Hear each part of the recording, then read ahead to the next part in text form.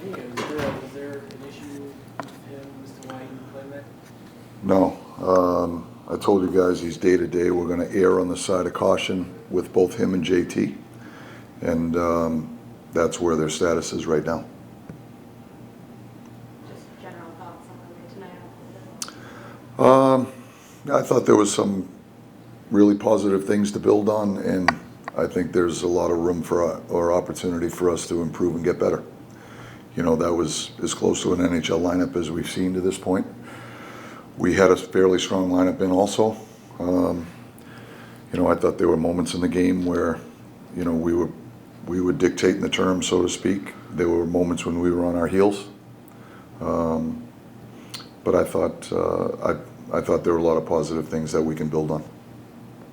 Mike, with the trip coming up, do you want to get it down to the roster before you go on this trip for Boston, or do you think you want to see the last preseason game before you make some of those decisions?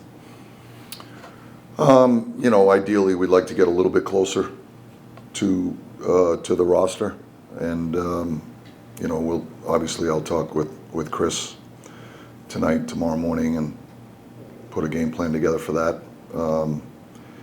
Then we'll go from there. You know, we're trying to give some of these guys as long looks as we can to give them every opportunity to play, so that we can get more and more familiar with their games, and potentially where they're at and how they might fit within the roster right now.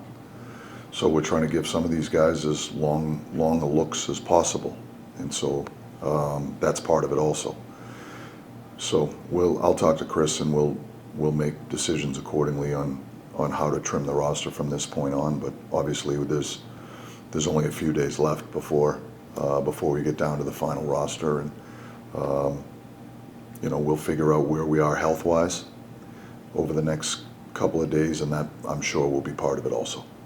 Vincent Trocheck was mixing it up a little bit.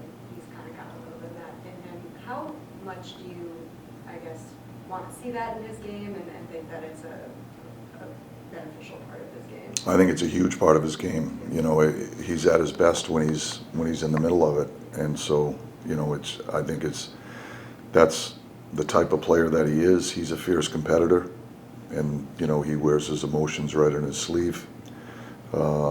He plays a game with a lot of courage, and to a certain extent, you know, that type of emotion is a big part of the leadership that he brings. And so I think he's at his best when he's playing that type of a game.